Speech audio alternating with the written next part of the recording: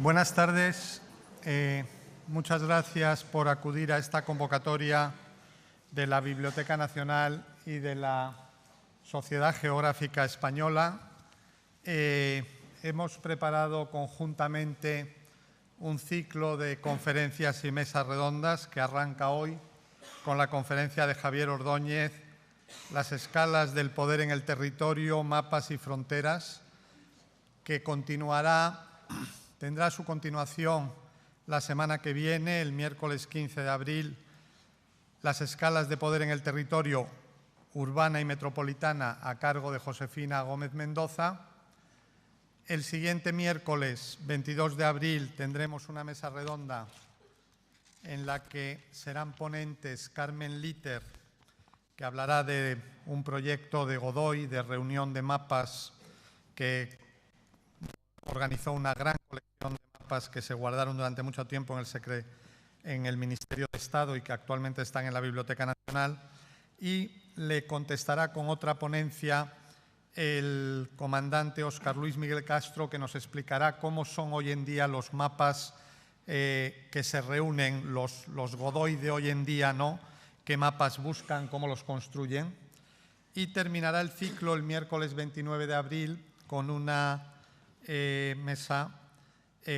Esta mesa de los mapas la moderará Javier Gómez Navarro, y el 29 de abril el presidente de la Sociedad Geográfica, Juan José Herrera de la Muela, moderará una conversación entre Darío Valcarce y Emilio Lamo de Espinosa sobre la frontera oriental de Europa, un poco sobre el tema de Ucrania, pero no solo Ucrania, un poco un caso práctico para este ciclo que hemos titulado Territorio y Poder y que empieza hoy, y que les agradecemos mucho que nos acompañen. Y simplemente, Javier Ordóñez en este documento se cuenta quién es, aparte que es bien conocido de esta casa, y les iba a pedir para él pues un aplauso de bienvenida.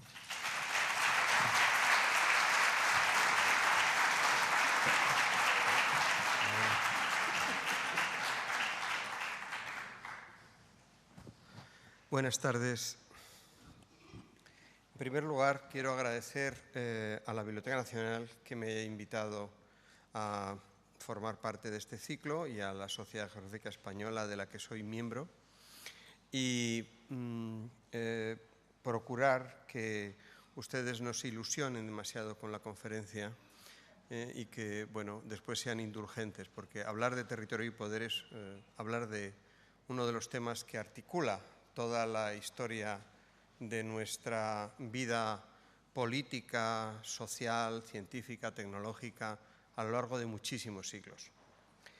En primer lugar, quería decir que, en principio, me resulta interesante hacer una reflexión sobre de qué voy a hablar, a qué disciplina pertenece el tema de lo que voy a decir.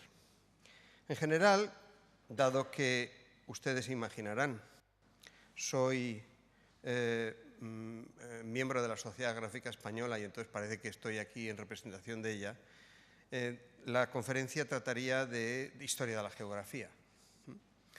Yo no quiero desanimar a los geógrafos, pero esto no tiene que ver nada con la historia de la geografía. En primer lugar, de una manera secundaria u oblicua, sí. Pero en realidad se trata de un capítulo importantísimo de la historia de la tecnología. En general somos capaces de imaginar que la tecnología tiene que ver con eso que llamamos coloquialmente el hardware. Objetos duros, fijos, mecanismos, cosas metálicas, cosas, en fin, cerámicas y cuestiones de este estilo, ¿no? De tal manera que la historia de la tecnología está relacionada con la historia de los artefactos o de los resultados de estos artefactos. Es decir, uno puede considerar que una catedral es el resultado de la historia de la tecnología, o que es también pues, un barco resultado de la historia de la tecnología. E incluso podríamos decir que la historia del soporte en el que se produce la información también es parte de la historia de la tecnología. Nadie negaría que la historia del papel, o la historia del papiro, o la historia del pergamino, la historia del uso del bambú en las culturas orientales o el uso de la arcilla, de las tablillas, pues es un capítulo de la historia de la tecnología. Entonces, desde ese punto de vista, podríamos decir que se tiene una cierta facilidad para aceptar que la historia de la tecnología trata de esas cosas, pero no de lo que está escrito sobre ese soporte. Y lo que yo voy a defender aquí es que lo que está escrito en un soporte de papel que contiene un mapa es el resultado más refinado de la historia de la tecnología del periodo que se trate, porque es el final de un proceso de construcción de objeto, de representación, que tiene que ver con el uso político, que tiene que ver con la representación del imaginario que subyace en ese mapa, y sobre todo que para construirlo se ha tenido que utilizar una gran cantidad de expedientes tecnológicos y una cantidad de objetos tecnológicos que tienen la vida por sí misma. No es en absoluto algo parecido a lo que puede ocurrir con una medición científica, que bueno, uno puede decir un termómetro es un objeto tecnológico, pero en realidad después se utiliza para hacer una teoría científica. No, en este caso el mapa no es así.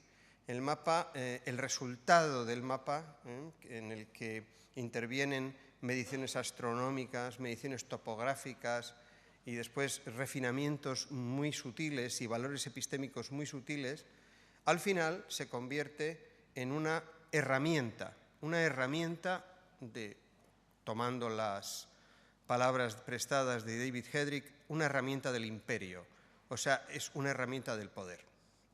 Desde ese punto de vista, el mapa es el resultado en el que confluyen una enorme cantidad de tecnología y es el resultado final de esa tecnología, pero es un resultado perfectible. Nunca nadie que fabrica un mapa durante el periodo que vamos a ver lo considera definitivo. En general lo considera provisional, porque se considera que tecnológicamente no es suficientemente preciso. Se involucran cuestiones astronómicas y se considera que la determinación de una de las magnitudes que caracterizan ese mapa están bien hechas. Faltarán otras. Faltará el orden de la representación del territorio, faltará la exactitud de los puntos geográficos que nosotros tenemos que contar. Con lo cual se convierte en un objeto de deseo permanente que comienza muy pronto dentro de la cultura humana y que va evolucionando poco a poco hasta llegar a los mapas que nosotros tenemos a nuestra disposición. No voy a hablar en absoluto de todos los mapas, voy a comenzar muy atrás, pero voy a situarme rápidamente en el siglo XVII-XVIII, porque verdaderamente lo importante para mí en este ámbito, digamos, de lo que puede ser el mundo de la cartografía y el mundo de la representación del territorio, hay un momento dentro de la historia nuestra, de la historia europea, del siglo XVII y XVIII, donde los mapas adquieren una función nueva y una función extraordinariamente ligadas al uso del poder. Desde ese punto de vista podríamos decir, y defendiendo esa pertinencia de atribuir la historia del mapa a la historia de la tecnología,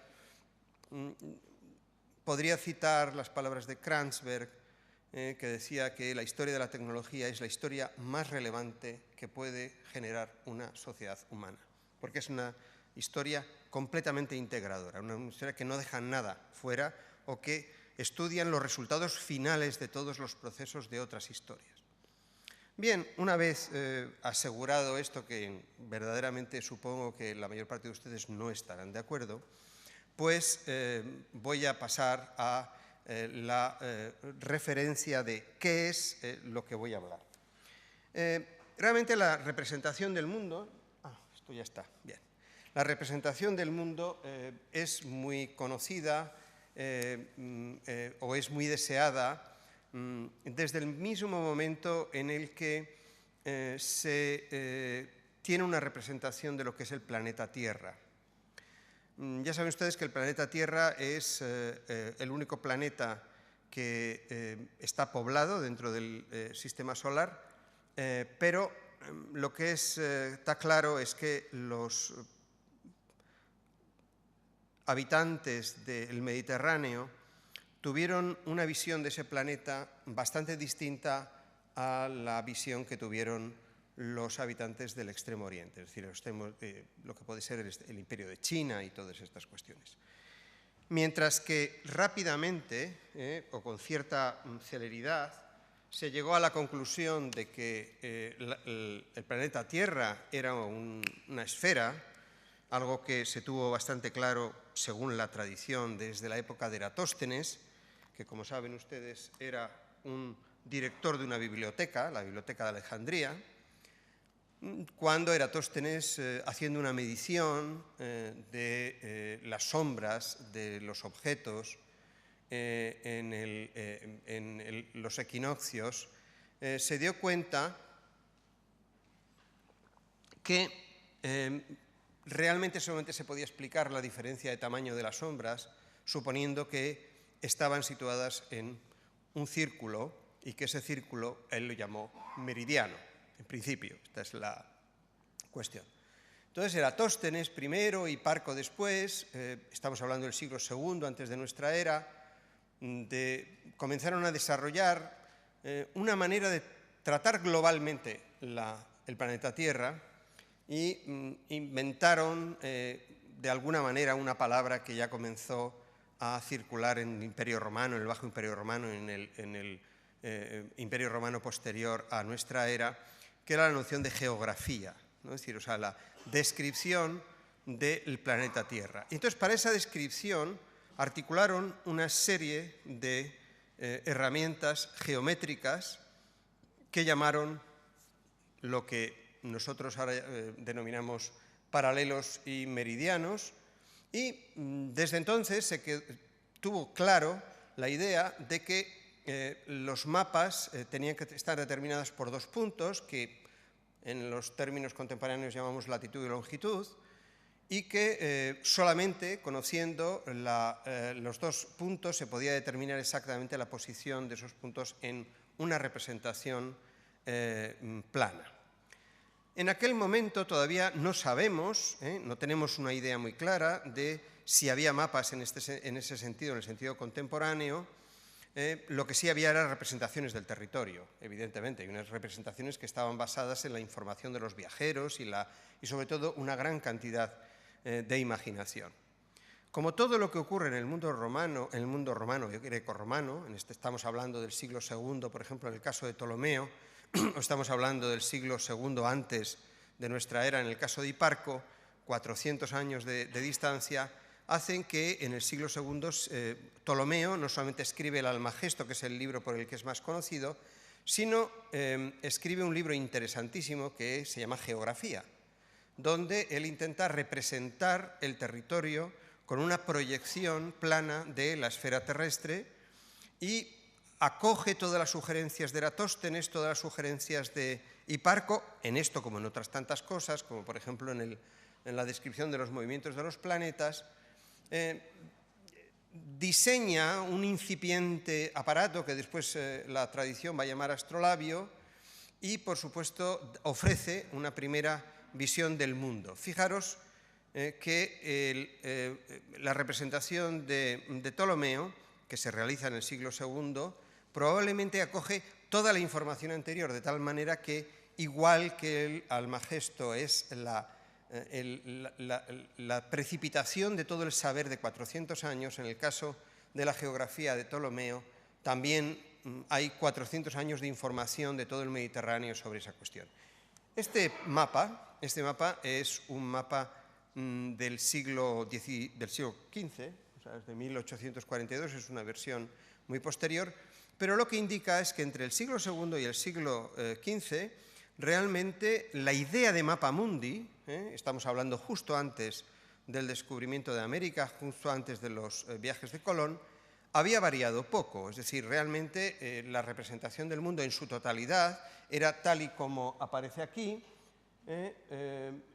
Si tienen un poco la idea de representar o de analizar lo que es este mapa, se darán cuenta que este mapa prácticamente no tiene nada de China. Realmente, pues, África es una pura conjetura.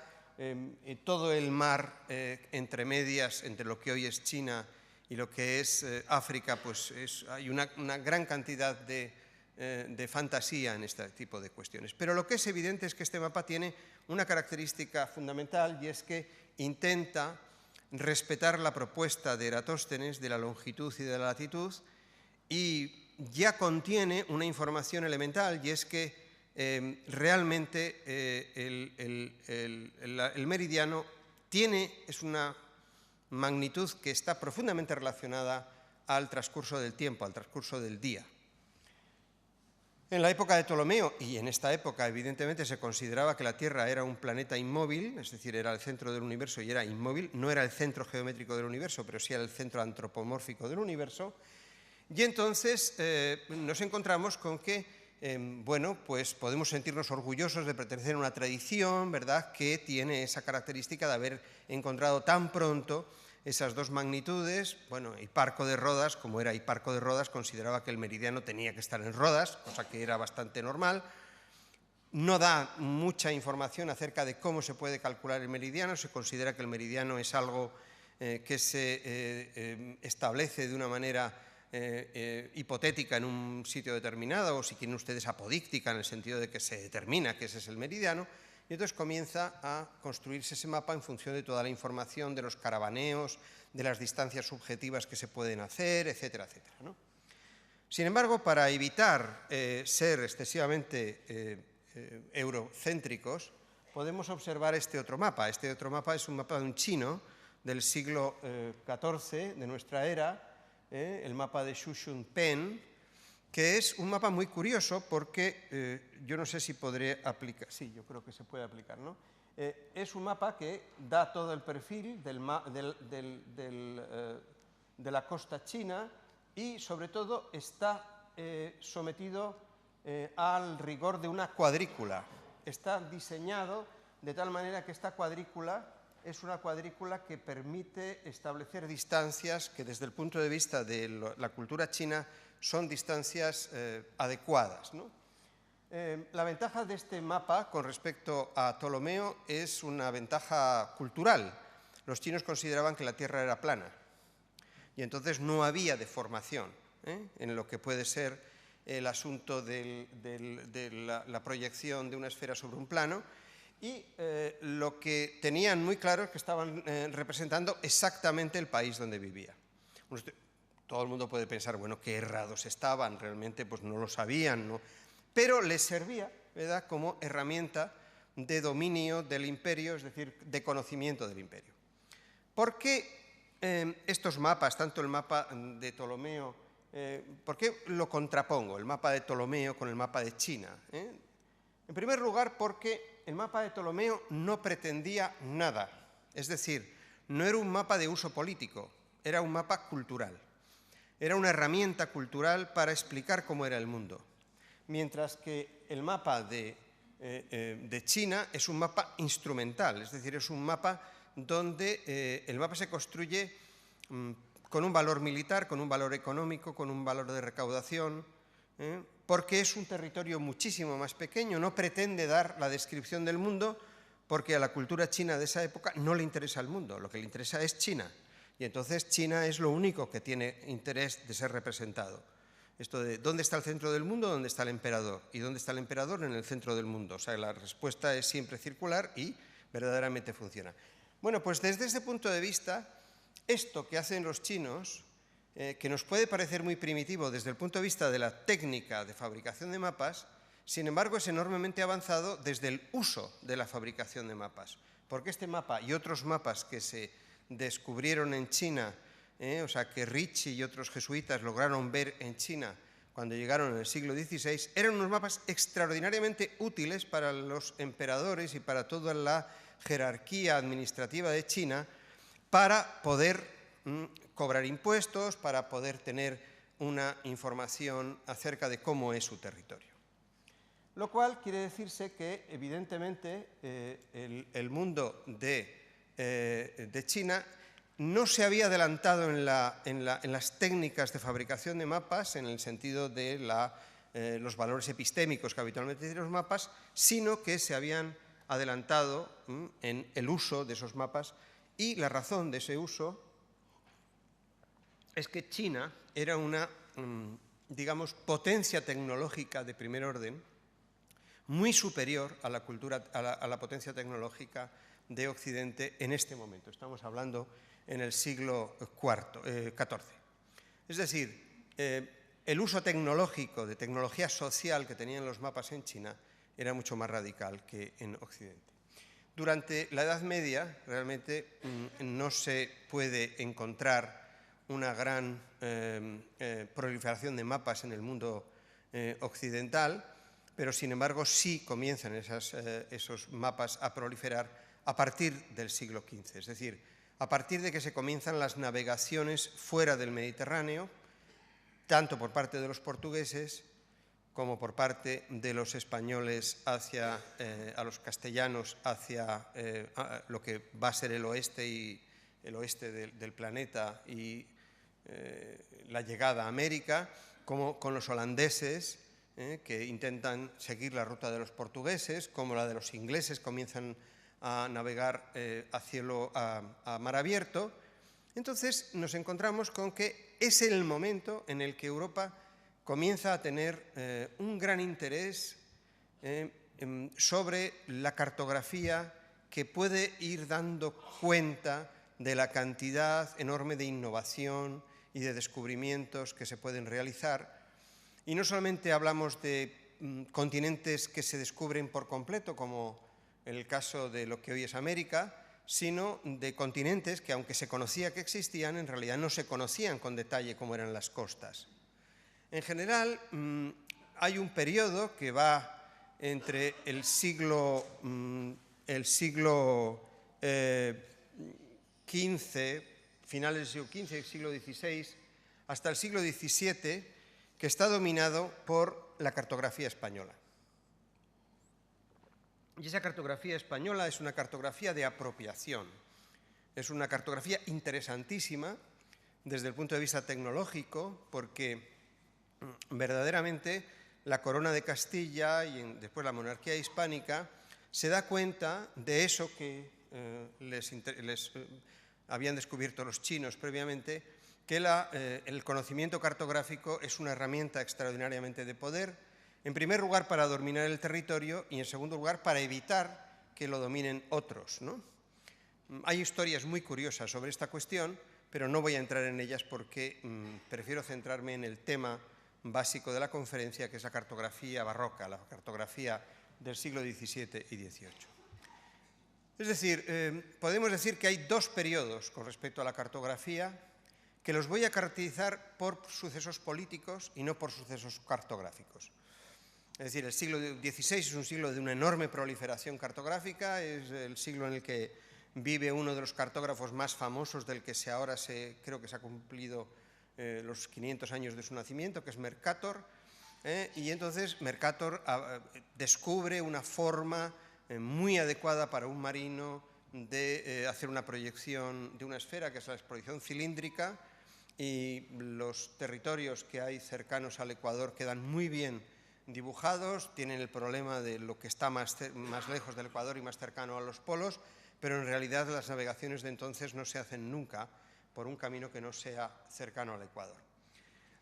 Bueno, ya les digo que esto es complicado, pero fascinante ver toda esa cartografía del siglo XVI, de principios del siglo XVII. Pero a mí me interesa encontrar un suceso que es importantísimo para la cartografía, que es la Paz de Westfalia. Es decir, uno de los sucesos más importantes para entender lo que significa el uso político de los mapas es ver el momento en el que, con toda esa tradición antigua de Ptolomeo, que todavía en el siglo XVI se le considera como verdaderamente lleno de autoridad, y que después en el siglo XVI va acumulándose toda la enorme cantidad de información que llega de América y de la cartografía americana, en el siglo XVII, en 1648, cambia radicalmente. Cambia radicalmente no la fabricación de mapas, sino el uso de los mapas. La Paz de Westfalia supone el comienzo del final del Imperio Español o de la preeminencia del Imperio Español. Pero no teman ustedes que no voy a entrar en ese asunto, ¿verdad? Ni con sentimiento de pesar, ni por nada. O sea, no creo que yo no me siento en absoluto implicado emocionalmente en este tipo de cuestiones. Pero lo que sí es cierto es que la Paz de Westfalia supuso la emergencia de dos países competidores extraordinariamente importantes y que van a ser cartográficamente muy relevantes. El primero de los cuales es Francia y el segundo de los cuales es Gran Bretaña.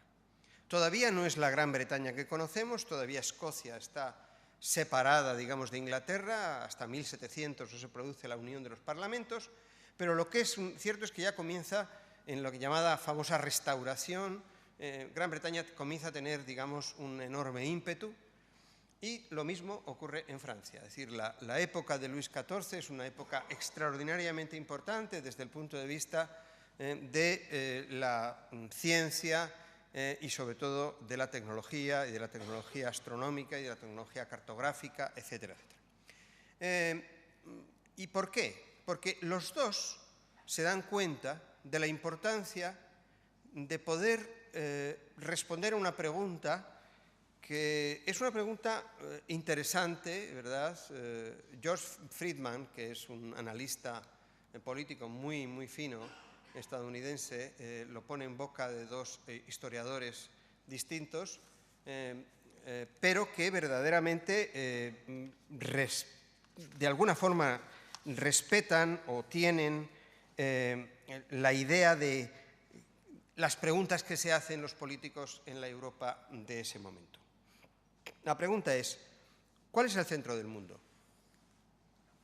Una pregunta un poco estúpida, ¿no? Es decir, ¿cuál es el centro del mundo para un individuo, para un principal del siglo XVII? Es decir, si uno posee una parte de un territorio, ¿qué parte de territorio tiene que dominar para ser dueño del mundo? ¿No? Esta sería, digamos, la pregunta completa. Hay una respuesta que verdaderamente está, bueno, pues en un texto de Mackinter, que es un analista inglés que vive en la Primera Guerra Mundial, y que dice que el imaginario de los individuos que vivían, de los que tenían poder en el siglo XVII, se representaba en la siguiente consideración. Quien controla Europa del Este, controla Centro Europa. Quien controla Centro Europa, controla Eurasia. Quien controla Eurasia, controla el mundo, ¿no? Estas serían, digamos, las palabras de Mackinter dentro de esta idea. Este individuo lo que está haciendo es hacer una traslación de lo que está pasando en la Europa en el año 1914-18 acerca del pasado y está poniendo en las intenciones de los políticos del 17 esta idea. A la breve podríamos decir, quien controla Europa, en lo que es continentalmente Europa, controla el mundo, porque la parte del control de Europa central supone controlar el camino para controlar todo lo demás.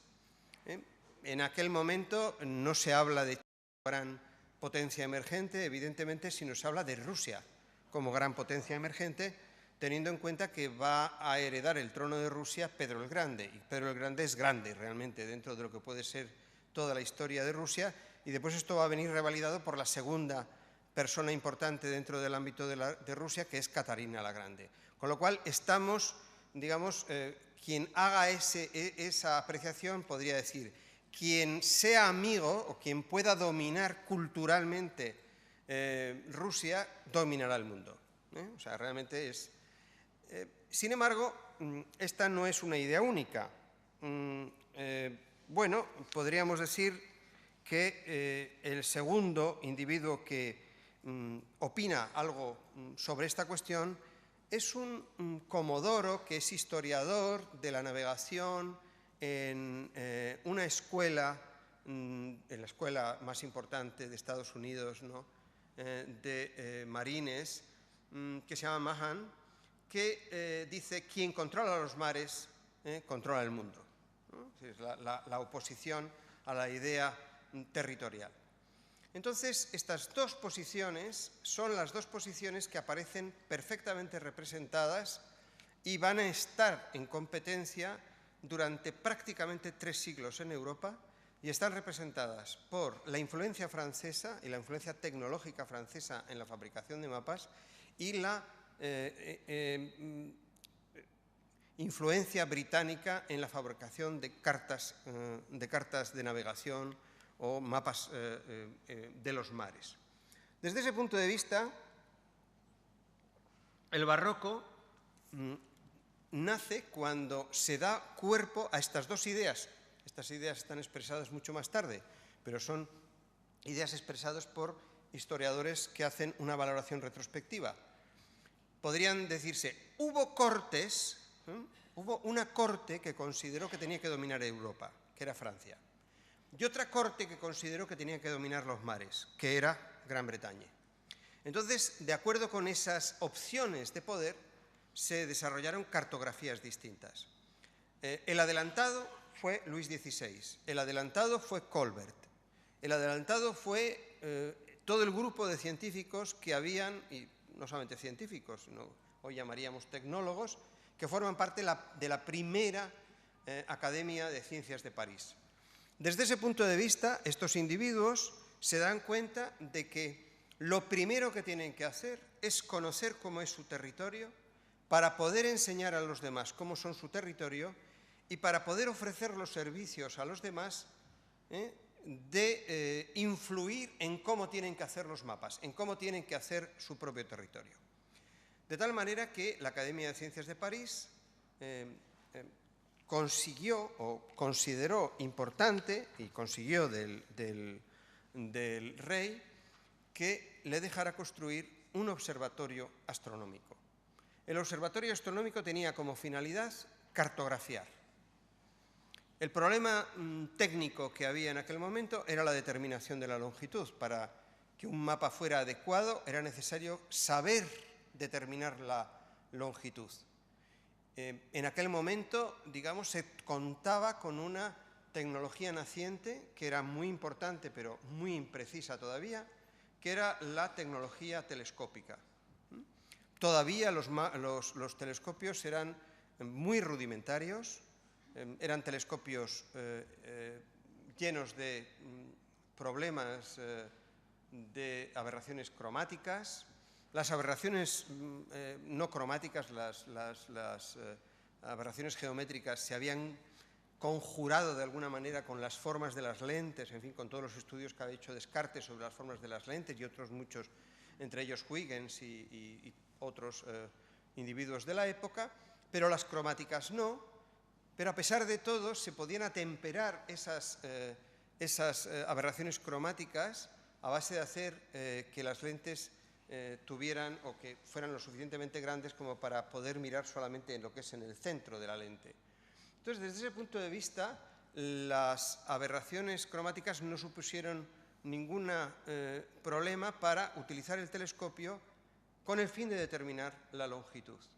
Fíjense que esto era una tecnología, la tecnología de la construcción de los telescopios, y después la tecnología que necesitaba una persona que determinara la longitud utilizando los telescopios era tener un buen reloj, y la tecnología del reloj había sido primero inventada por Galileo, después refinada y por supuesto desarrollada por Huygens. O sea, son muchas tecnologías que van avanzando para lograr tener la suficiente capacidad de determinar la longitud de un punto con respecto, evidentemente, a un meridiano. Entonces, lo primero que había que hacer era la determinación exacta del meridiano y después la diferencia de longitud del punto que se está midiendo al meridiano. Entonces, el Observatorio de París consideró que la primera labor del observatorio era la determinación del meridiano, y veremos que va a ser uno de los grandes problemas cartográficos que va a tener Francia en este momento. es muy interesante observar que la determinación de la longitud era un problema tecnológico hasta cierto punto, muy antiguo, que todo el siglo XVI y gran parte del XVII se ocuparon en procedimientos para averiguar la longitud. No voy a entretenerles, ¿verdad?, con diversos procedimientos que no funcionaban, pero sí les puedo decir que era tan importante para la corona española que Felipe III convocó un premio para quien encontrara un procedimiento para determinar la longitud. Y si hubieran sido los funcionarios de Felipe III suficientemente cautos y suficientemente diligentes, habrían encontrado que entre los cientos de propuestas que llegaron, había una que verdaderamente daba la clave para la determinación de la longitud en un punto, suponiendo que se está estableciendo un meridiano de referencia. Y esa era la propuesta por Galileo. Es decir, en el sentido, había un señor llamado Galileo Galilei que escribió a la corona española, nunca le contestaron. También es cierto que él no solía contestar las cartas, o sea que debía de ser bastante normal para él este tipo de tratamiento. Y entonces Galileo había dicho, es decir, bueno, ¿qué es el problema de la longitud? El problema de la longitud está relacionado con el problema del reloj, con el problema del tiempo y además el tiempo verdadero.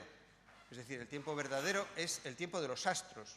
El tiempo falso, el tiempo problemático es el tiempo del reloj, el tiempo, digamos, terrestre.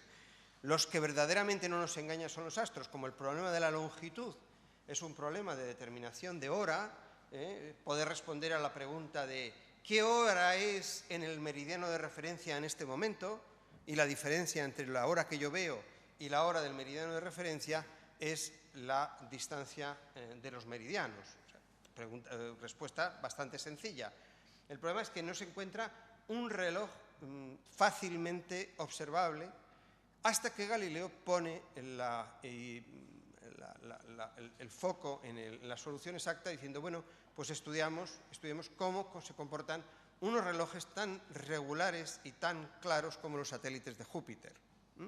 Y entonces él analiza el movimiento de los satélites de Júpiter y considera que si se hace un libro de efemérides del movimiento de los planetas de los satélites de Júpiter a lo largo de un periodo completo, es decir, a lo largo de un año, se puede fabricar un libro de efemérides de referencia para lo que pueda utilizarse para la determinación de la longitud en cualquier otro punto. Es decir, en cualquier punto, si se observa la configuración de los satélites de Júpiter, se puede saber exactamente a la hora que se es, evidentemente se sabe el día, pero no la hora. Y entonces, sabiendo la hora que es, la hora local, que se puede conocer por la altitud del Sol, evidentemente estas mediciones se suelen hacer en los momentos en que la hora local es fija, o sea, es clara como el mediodía, y viendo qué hora es en el momento de referencia a través del libro de efemérides, se puede encontrar una distancia suficiente de temporal como para saber que han pasado minutos, horas o lo que sea, en fin, y entonces puede uno situar exactamente el meridiano. Galileo no dijo tanto. Galileo dijo simplemente, observen los planetas de Júpiter, o sea, era más a la breve, ¿no? O sea, no tenía. Pero sí otros astrónomos, es decir, otros astrónomos, entre ellos Gian Domenico Cassini, en Bolonia, aceptó la idea de Galileo. Evidentemente, le pasaba lo contrario que a la corte de Madrid, o sea, en Bolonia pasaban pocas cosas, en la corte de Madrid pasaban demasiadas y probablemente, vamos, de hecho, no solamente no se dio el premio, sino ni siquiera se dio el resultado del premio, ¿no?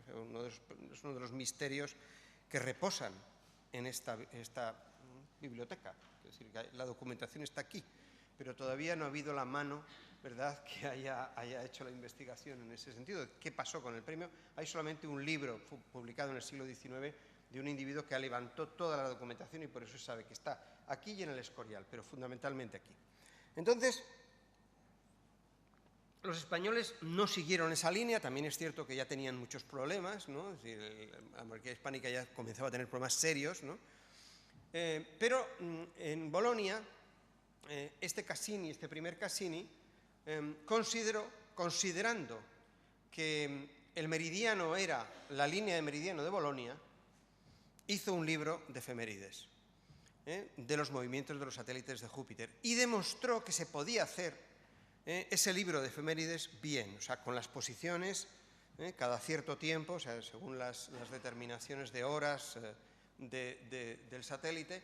Y entonces, claro, evidentemente había un error siempre, porque no era minuto a minuto las efemérides, pero lo suficientes como para que se pudiera extrapolar, ¿no?, la longitud. Entonces este individuo publicó, fue un hombre reconocidísimo dentro de lo que puede ser el mundo astronómico de entonces. Curiosamente, y lo digo para que se den cuenta ustedes, Cassini no era copernicano, sino que era ticónico, que era una tribu distinta, es una especie de tribu intermedia entre los copernicanos y los ptolemaicos, ¿no? Entonces este individuo pues, hizo un trabajo tan meritorio que el rey de Francia, aconsejado por Huygens y por Otsu y con otros astrónomos de la Academia, pidió al Papa permiso para que Cassini se trasladara a París para trabajar en el observatorio, para ayudar en la determinación del meridiano y en el comienzo de los trabajos de determinación de la longitud. Lo primero que hizo cuando llegó a París, puesto que el rey de Francia consiguió que el Papa diera su aquiescencia a un traslado provisional de Cassini a París. Cassini jamás regresó a Bolonia, pero no solamente jamás regresó a Bolonia, sino que se inauguró una especie de dinastía de Cassini que ocupó la dirección del Observatorio de París prácticamente durante 4 generaciones hasta llegar a la Revolución Francesa, y al llegar a la Revolución Francesa todavía hasta 1847 hubo un Cassini implicado en estas cuestiones, o sea que estos traslados provisionales suelen ser habitualmente bastante peligrosos, ¿no? Pues entonces nos encontramos con que este Cassini comienza a trabajar, realiza el libro de efemérides y sitúa de golpe toda la cartografía francesa a la cabeza de lo que puede ser todo el desarrollo tecnológico cartográfico europeo. Y los franceses se lo toman muy a pecho, es decir, la Academia de Ciencias de París protege el Observatorio de París. El Observatorio de París está construido por el mismo arquitecto que construye Versalles, Perrault. Evidentemente hace un tipo de construcción que es absolutamente imposible para un observatorio, con lo cual tienen que ser múltiples las modificaciones, pero lo que es evidente es que tuvo la capacidad de crear institucionalmente un lugar de trabajo donde se reconocía, primero, que existía un gran interés por todo lo que puede ser la cartografía, y en segundo, que el observatorio era un centro de trabajo colectivo. Fíjense que el único observatorio de gran nivel que había habido en Europa era el de Tycho Brahe, que estaba situado en una isla de Uranienborg, ¿no?, en Dinamarca. El bajar de latitud suponía una mejora extraordinaria en la determinación, en la capacidad de observación. Si en Madrid se hubiera puesto un observatorio, hubiera sido un sitio privilegiado, ¿no?, porque realmente aquí se veía todo, ¿no? Quizá la fortuna hace que uno tenga cielos y otro tenga telescopios, ¿no? Y entonces si el que tiene cielos tiene también telescopios, pues manda demasiado, ¿no? Entonces la casualidad, ¿verdad?, es mejor que funcione en este sentido. Pero París ya era un sitio que tenía los cielos despejados bastante tiempo durante el año, y la determinación de la latitud lo que hizo fue primero plantear o exigir o requerir la determinación del meridiano desde Dunkerque hasta Perpiñán, o sea, un meridiano que pasara por París, que verdaderamente se convertía así en el centro del mundo. Y estos individuos parecía que estaban haciendo caso a la doctrina de la que les he hablado antes, de la dominación de Europa, porque estaban preocupados por establecer una conexión cartográfica de Francia con el resto del mundo, es decir, con el resto del mundo europeo. Es decir, ellos comenzaron a hacer un mapa que después se fue expandiendo. Tanto es así que estos franceses acabaron siendo consejeros de Rusia, es decir, toda la determinación de la cartografía rusa fue llevada a cabo por franceses. También tuvieron una gran influencia en la cartografía austríaca. Tengan ustedes en cuenta que los austríacos, y estamos hablando ya de principios del siglo XVIII, habían heredado los Países Bajos, lo que hoy es Bélgica, le Pays-Bas autrichien, se llamaba los Países Bajos austríacos. Y entonces, como consideraban que era un centro extraordinariamente sensible, querían cartografiarlo. ¿Cuándo quiere uno cartografiar mucho una zona? Cuando sabe que puede haber problemas militares. Si hay problemas militares, entonces uno conviene que conozca el territorio, y conocer el territorio supone un cartografiado más o menos adecuado, o por lo menos que sea fiel, ¿no? Bueno, pues entonces vamos a quitar ya este mapa chino y vamos al planisferio de Jacques Cassini de 1696. Fíjense, todavía estamos en la época de los planisferios. Es muy curioso que Cassini, cuando llegó a París, hizo una labor bastante concienzuda de elaboración de esas efemérides de los satélites de Júpiter, evidentemente.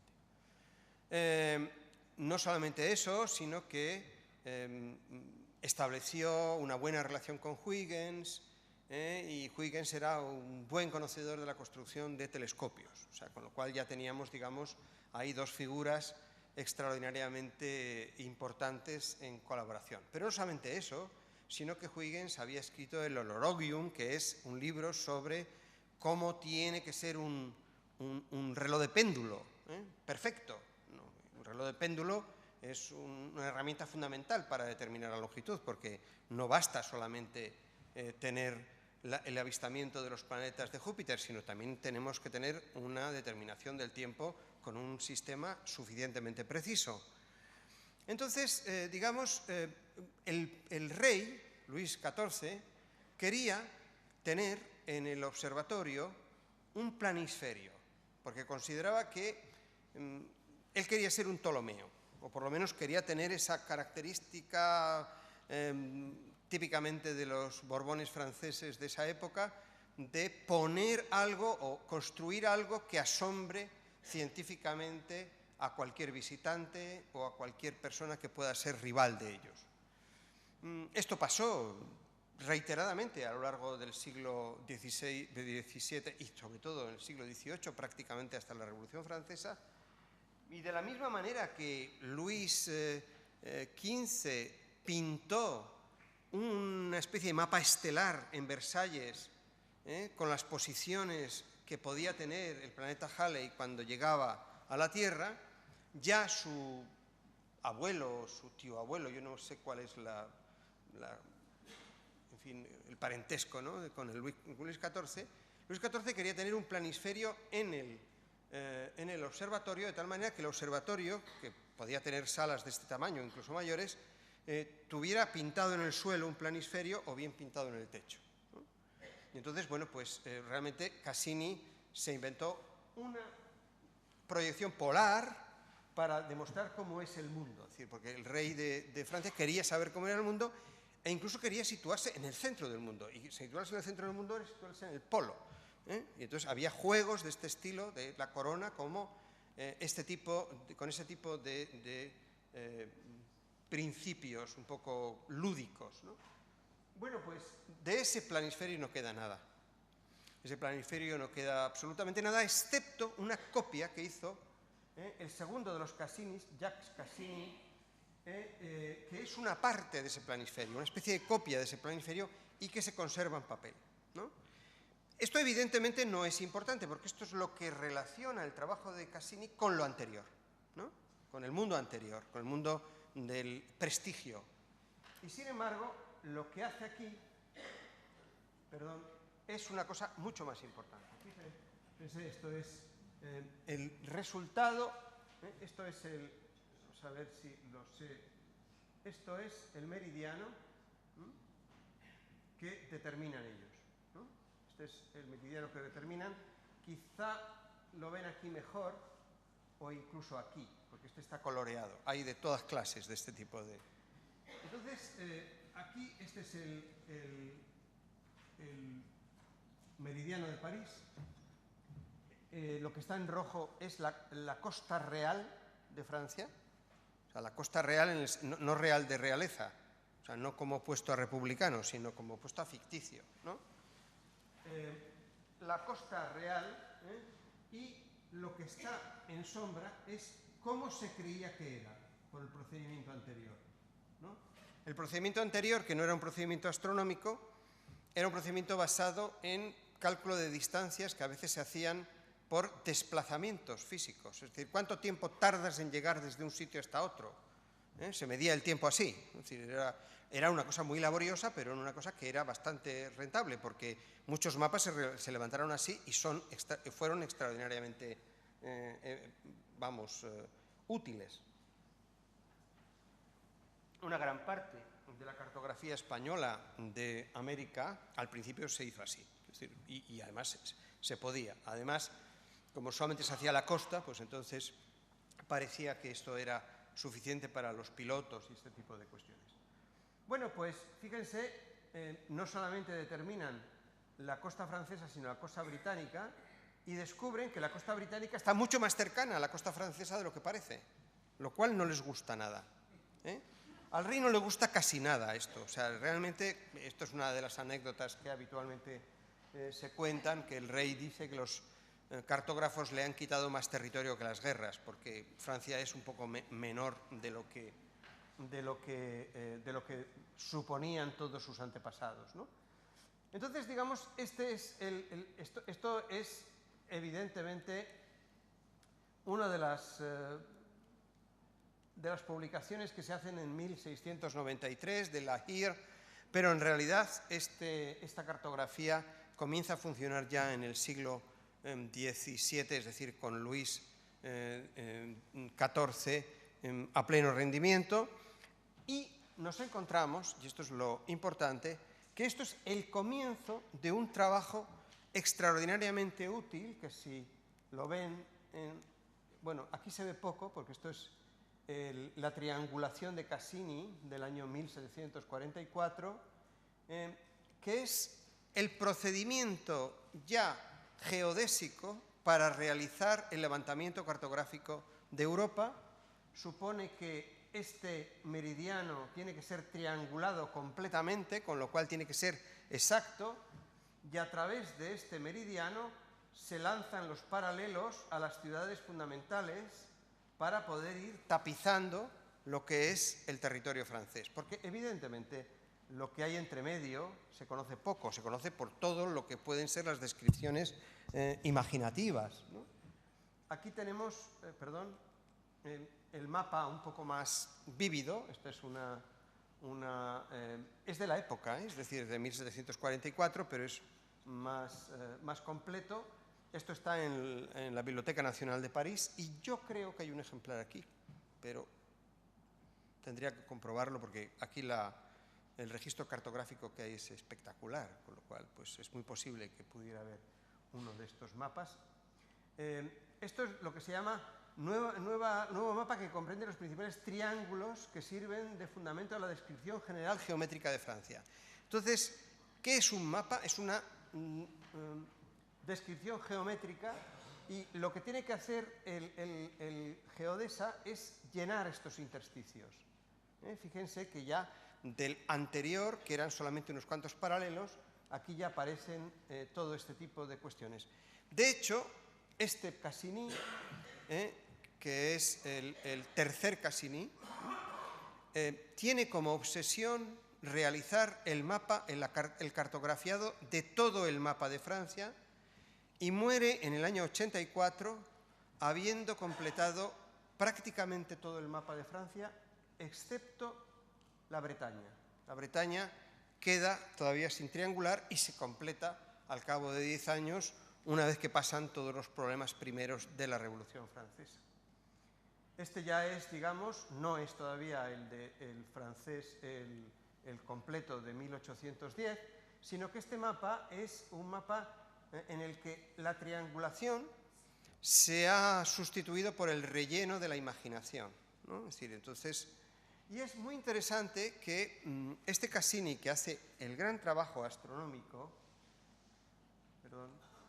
y que acaba publicándolo aquí, en el año, fíjense, 1783, este es el libro fundamental, ese sí está aquí, esto ya lo he comprobado. Bueno, pues este individuo tiene un gran interés por hacer el mapa total de Francia. Y entonces lo sigue haciendo y en el año 1747 las finanzas francesas le dicen que ya no lo financian, porque tiene el rey guerras y cosas de este estilo, y entonces las arcas, digamos, públicas se quedan vacías, y entonces los mapas parece que ya no son de una importancia tan importante. Y sin embargo, Cassini de Thury, que es el Cassini, el tercer Cassini, lo que hace es apostar su fortuna personal para seguir el proyecto y pedir dinero a todas las instancias que hay en Francia que pueden darle apoyo económico para llevar a cabo el mapa. Y curiosamente los estados generales de muchas provincias le dan dinero los principales de muchísimas ciudades, les dan dinero incluso el rey a título personal, porque consideran que los mapas son extraordinariamente interesantes desde el punto de vista del poder financiero, desde el punto de vista de lo que puede ser el patrón de la propiedad y, por supuesto, el comercio, de lo que puede ser el ejército. Es decir, realmente estos mapas comienzan a considerarse verdaderos instrumentos, como les digo, del imperio. Durante todo este tiempo, aunque los franceses solamente hacen Francia, como les digo, llegan a tener una gran influencia y, por supuesto, un gran conocimiento de la elaboración de mapas en toda Europa. Con lo cual, podríamos decir, todo individuo que quiere hacer mapas en Europa, de alguna forma, colabora con los franceses.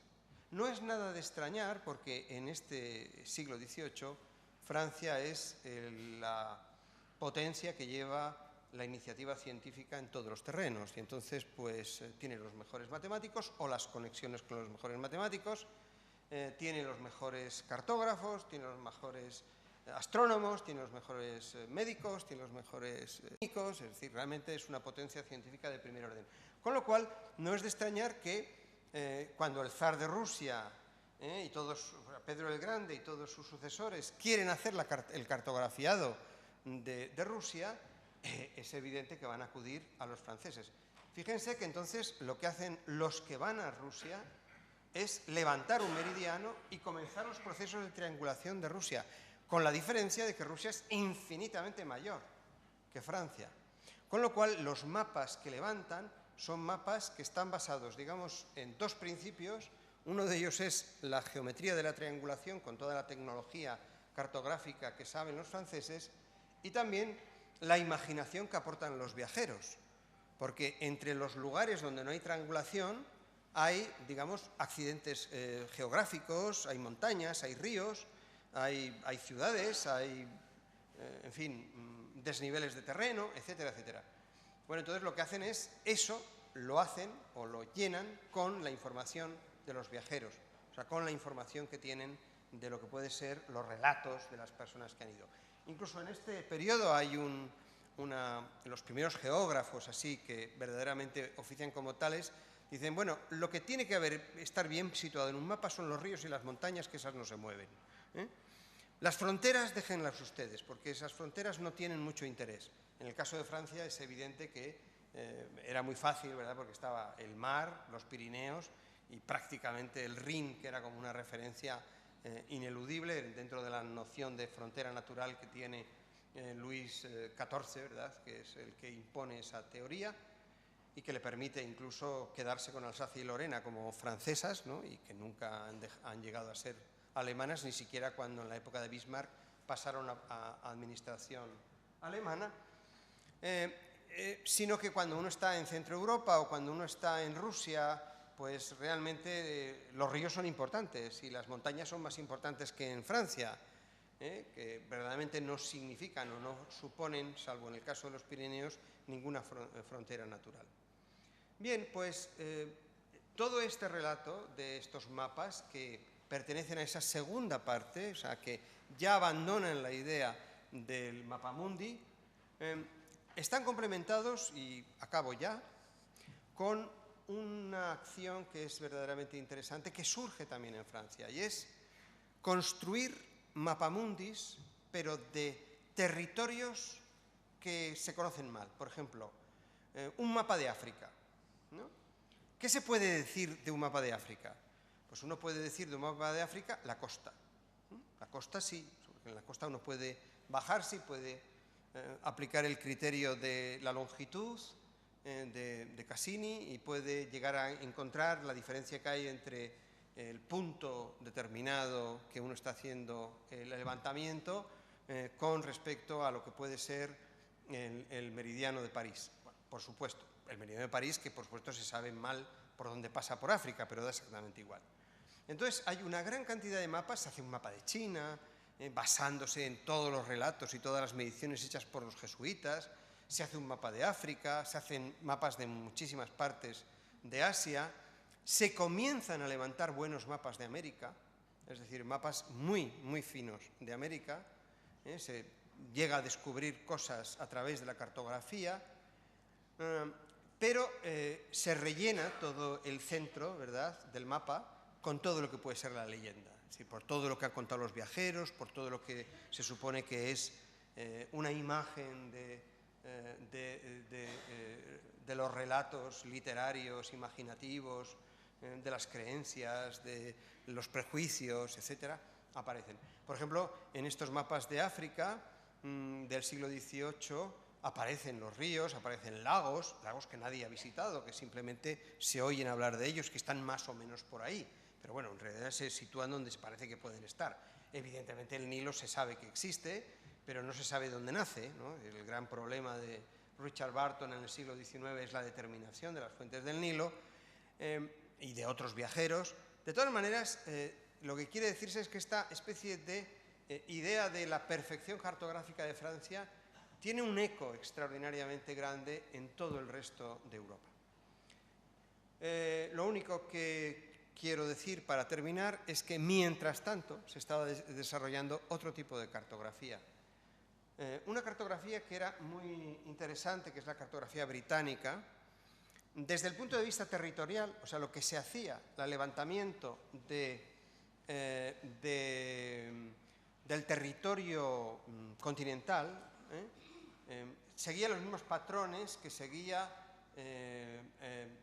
Cassini de Thury al hacer este gran mapa de Francia, esta descripción. Es decir, los ingleses consideraron que el trabajo de los franceses era muy bueno en la cartografía y entonces lo aplicaron al mundo británico continental, o sea, a la isla, a la parte, digamos, de tierra seca. Pero el gran problema que tuvieron los británicos y que se enfrentaron a él y que lo resolvieron fue la determinación de la longitud en el mar, y esa longitud en el mar suponía un conocimiento cartográfico, un conocimiento astronómico de carácter distinto al que tenían los franceses para hacer la cartografía de tierra, y por eso es muy curioso que los británicos en el otro observatorio que se había creado prácticamente después, pero muy poco después del observatorio de París, que es el observatorio de Greenwich, no se levantaron mapas como los franceses lo hacían, sino cartas celestes y cartas estelares, porque precisamente esas cartas estelares eran los que permitirían después establecer un sistema de distancias lunares adecuadas como para calcular la longitud en el mar, donde no se puede poner un telescopio, donde no se puede poner un reloj de péndulo. Y entonces, en un barco que cabecea, y no sé si ustedes han navegado en un barco de aquella época, yo no, pero me bastan los relatos, ¿verdad?, que hacen, donde el mareo era algo esencial, ¿no? El cabeceo, en fin, los barcos de un tamaño muy pequeño, no se podía montar un reloj de péndulo porque no funcionaba, no se podía apuntar con un telescopio a los satélites de Júpiter porque justo si se encontraba Júpiter era afortunada o no, y entonces, en realidad, este tipo de tecnología nos servía y se inventaron otra que también fue extraordinariamente tecnológica y que está emparentado con uno de los instrumentos tecnológicos más fascinantes de Occidente, que es el reloj, ¿no? Bueno, acabo aquí con esta cuestión y haciendo solamente un apunte. Francia fue un país cartográficamente superior en el siglo XVIII. Y curiosamente se puede decir, sin temor a exagerar, que una de las razones por las que Napoleón tuvo tal capacidad militar, además de su genio, ¿verdad?, que yo no lo dudo, es porque tenían mapas de primer orden y tenían información que nadie tenía. Es decir, los que tenían mayor información acerca de cómo era geográficamente la estructura de Europa, teniendo las dificultades que tenían, evidentemente, porque no se conocía todo, eran los franceses. Y Napoleón no fue en absoluto ajeno a esta cuestión. De hecho, una de las cosas que mimó fueron los llamados ingenieros geógrafos, y todo lo que puede ser el desarrollo de la cartografía napoleónica fue muy, muy relevante. Siempre se habla de los montgolfiers, siempre se habla de la pólvora, siempre se habla del sistema métrico decimal, pero no se habla de la importancia que tuvo la cartografía, quizá porque fue una tecnología que, como todas las tecnologías, son mucho más progresivas y mucho más genéticas, ¿no? Entonces, no se sabe cuándo comienza o cuándo acaba, ¿no? No es como los descubrimientos científicos que aparecen en un momento determinado, como si fueran una especie de supernova, ¿no? No, en el caso de los mapas todo va de poco a poco, exactamente igual que aparece en el ámbito de la historia de la tecnología. Por eso es uno de los capítulos de historia de la tecnología más bellos que conozco. Muchas gracias.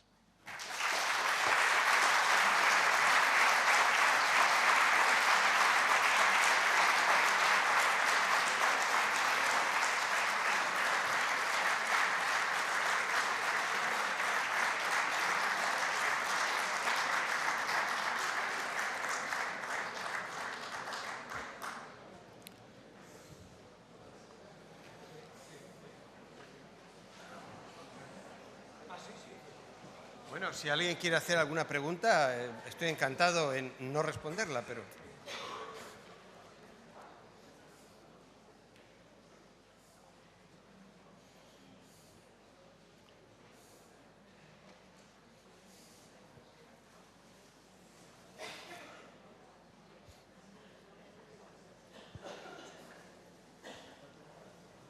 Bueno, Paco.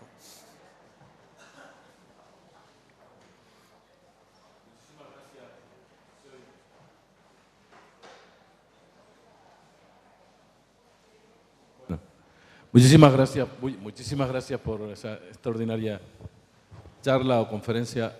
Y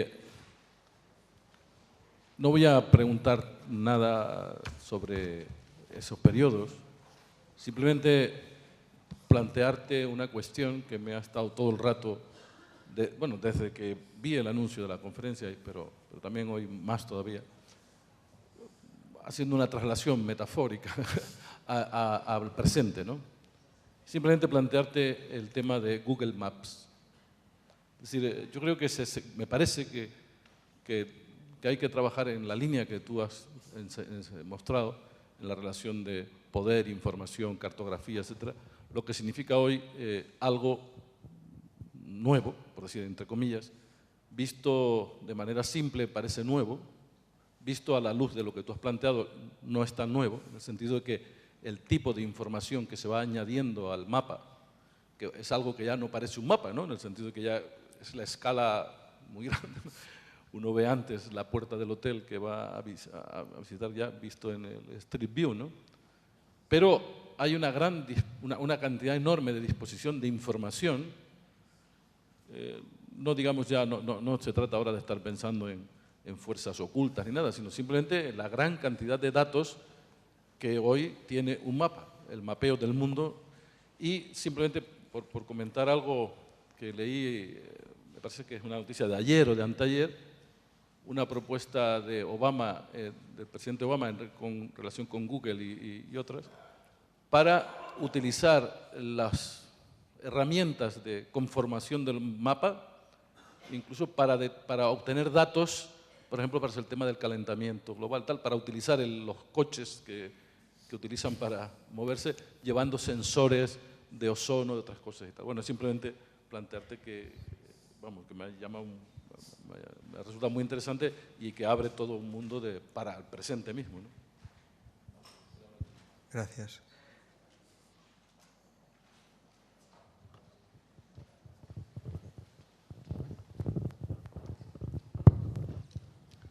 Buenas tardes, muchas gracias por la conferencia, que ha sido muy interesante. Me gustaría preguntar, y un poco particularmente respecto al siglo XVIII, y vuelvo a la época que nos tocaba en la conferencia, ¿y cómo estaba España en este tema en aquella época? Yo particularmente me interesa el siglo XVIII, ¿no? España en cartografía.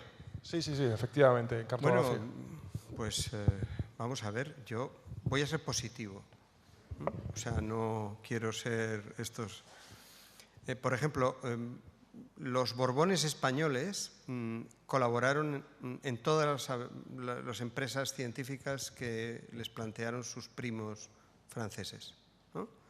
Por ejemplo, en la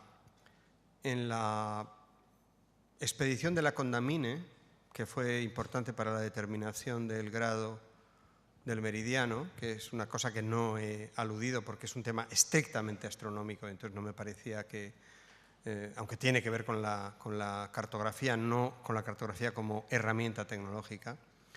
Bueno, pues verdaderamente fueron muchos científicos españoles, muchos españoles que después no sabe exactamente qué son, si son científicos, son marinos, son tecnólogos, en fin. Por ejemplo, Jorge Juan, ¿no? Ulloa y toda esta gente, ¿no? Y estos individuos después estuvieron muy preocupados por la cartografía, evidentemente. El único problema que había es que España tenía demasiado territorio para cartografiar, ¿no? Y después, bueno, pues es obvio que los franceses tenían un desarrollo tecnológico mayor, pero España tuvo su meridiano de referencia en San Fernando y fue muy útil para los marinos. O sea, realmente siempre se habla de Greenwich y París, ¿verdad?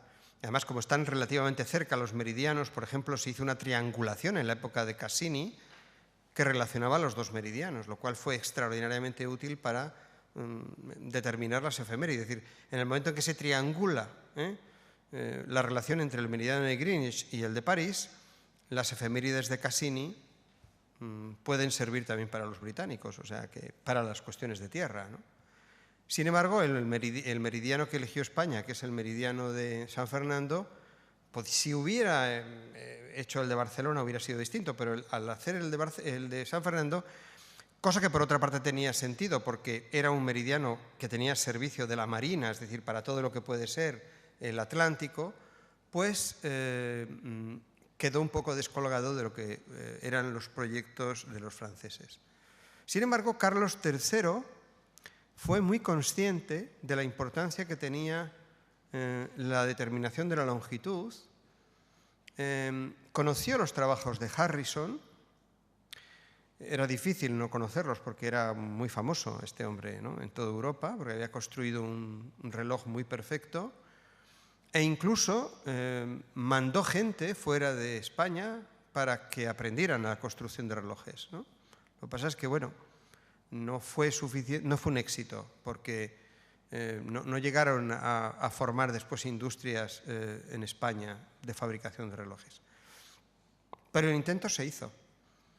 Y hubo una gran cantidad de expediciones en la parte sur de América, sobre todo en la parte de Argentina, Uruguay, Paraguay, etcétera, que era la parte menos conocida, con intereses de cartografía, porque ahí había un problema que era la frontera entre Brasil y España. Y entonces ahí se gastaron, digamos, los esfuerzos. O sea que yo, siendo optimista, diría que no era una gran potencia España, pero no estaba completamente indiferente a lo que pasaba entonces por lo que era el centro, digamos, de conocimiento como el centro francés. No sé si era a esto a lo que se refería o a otras cosas. En la parte terrestre se comienzan a fabricar mapas, pero muy pocos. Muy pocos. Que yo sepa, o sea, también es un tema que no conozco profundamente, pero es una cosa interesante, ¿verdad? El preguntarlo, porque lo indagaré más. España no participó en esa apuesta a la que me refería cuando hablaba de Mackinder, ¿no? De queremos dominar el centro de Europa para dominar el mundo. Esa era la hipótesis de Carlos I, o quinto. Yo es que nunca sé si es primero de España y quinto de Alemania. Bueno, pues eso, Carlos I, sí, efectivamente. Esa era la hipótesis de Carlos I. Había que dominar el centro de Europa, y también lo fue de Felipe II.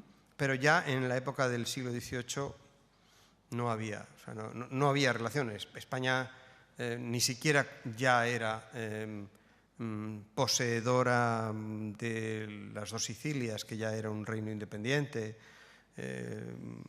Los Países Bajos austríacos habían pasado a Austria. El famoso corredor español que iba desde el milanesado hasta los Países Bajos había desaparecido. Es decir, España ya no era una potencia europea, era una potencia americana, pero una potencia europea.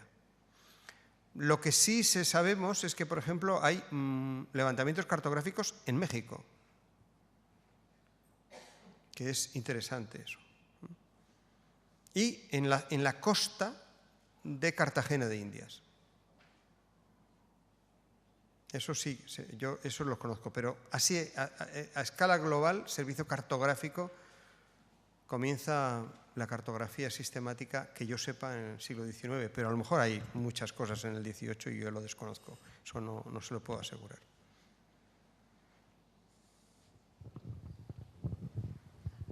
Sí, buenas noches.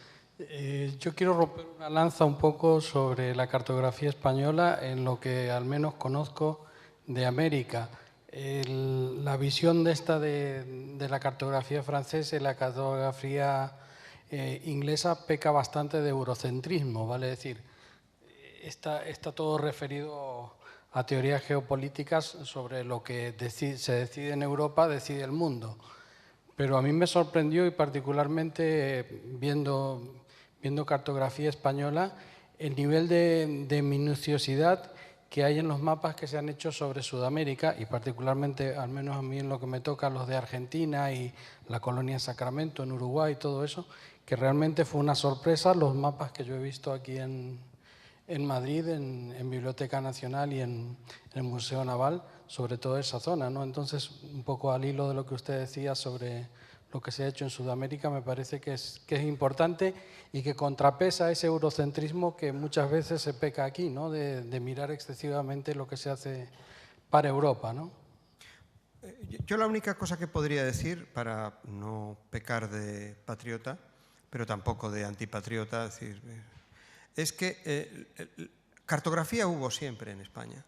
O sea, la cartografía ya en la época de los Habsburgos, en la época de la primera colonia, en la época del siglo XVI, había cartografía, muchísima. Incluso había una cosa que se llamaba el padrón, que era una especie de intento de normalizar la cartografía. Padrón que, bueno, yo creo que una gran parte de la documentación se encuentra en el Escorial, o sea que realmente se puede comprobar, ¿no? Es decir, los reyes de la monarquía hispánica fueron conscientes de la importancia que tenía conocer los territorios. No podían ir a los territorios, pero los territorios podían ser cartografiados, ¿no?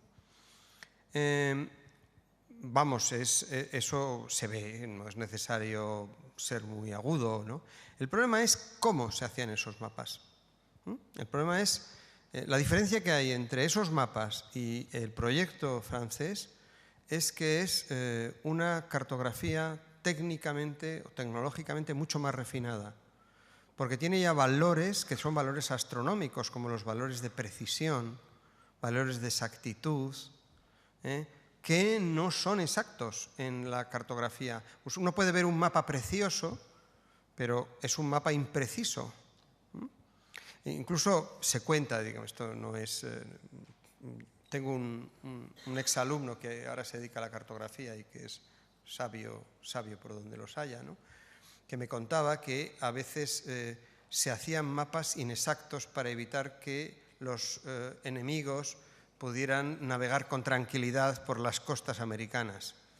No sé si es leyenda urbana o es verdad, pero lo que es evidente es que me lo creo. Me lo creo porque realmente cuando uno tiene que defenderse, la mejor forma de dar información corrupta es falsificar un mapa. Porque un mapa uno se lo cree, tiene un valor de persuasión extraordinario, ¿no? Y entonces, por eso. Gracias.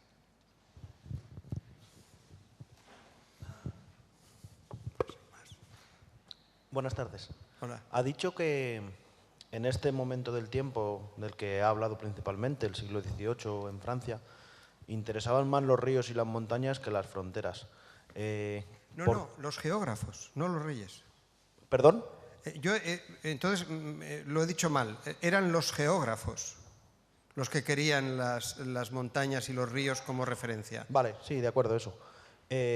¿Por qué? ¿Cuál era el problema? ¿Era una cuestión de medios, de que no existían medios o capacidad para delimitar fronteras, o era una cuestión de que no interesaban? Porque al final cada nación, imperio, estado, o como se quiera llamar, cada una no creía demasiado en las fronteras que estuviesen marcadas en un mapa, en un documento, y querían ir, bueno, a tener la delimitación de fronteras que ellos quisiesen o que a ellos les interesase.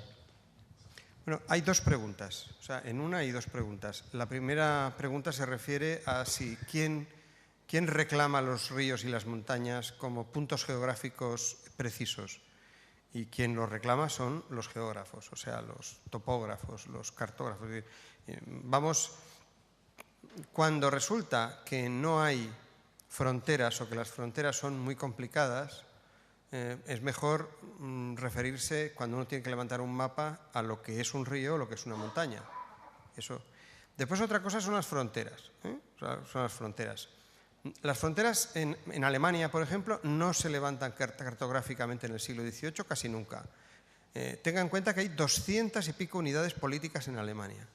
Hasta que llega Napoleón y simplifica el asunto, la cantidad de pequeños estados, pequeños territorios, etcétera, que tienen un dominio muy, muy local, es verdaderamente enorme.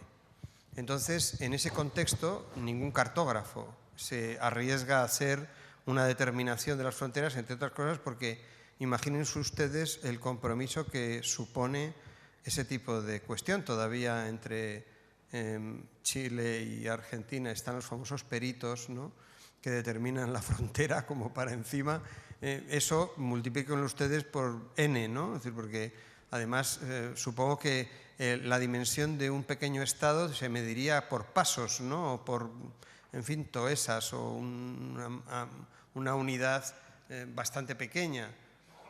Entonces, desde ese punto de vista, claro, cuando comienzan esos estados a ser grandes, por ejemplo, cuando Prusia comienza a ser grande, pero eso ya, digamos, en principios del siglo XIX, entonces sí. O bien cuando llega Napoleón y dice, bueno, vamos a este mare magnum, ¿verdad?, voy a intentar ordenarlo, y entonces lo ordena a la francesa, ¿no?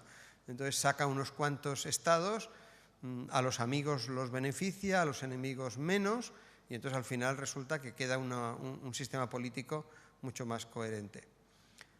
Yo creo que, vamos, o sea, me temo que hasta el siglo XIX la cartografía no juega un papel tan importante en la determinación de fronteras.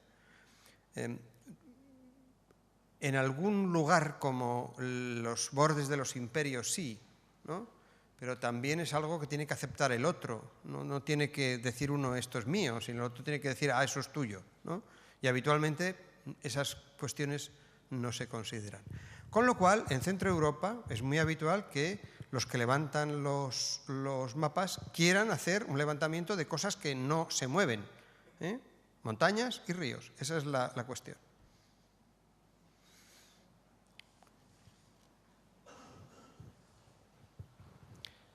Pues yo creo que ya Muchas gracias y, en fin.